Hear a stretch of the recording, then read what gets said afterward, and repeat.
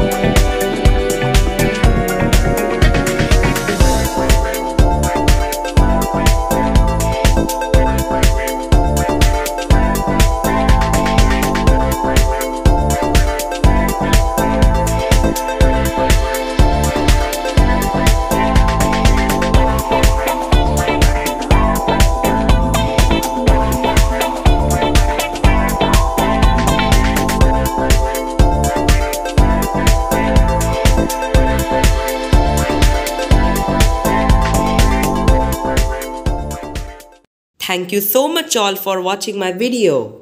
How was it? Let me know. And also let me know more origami ideas in the comments.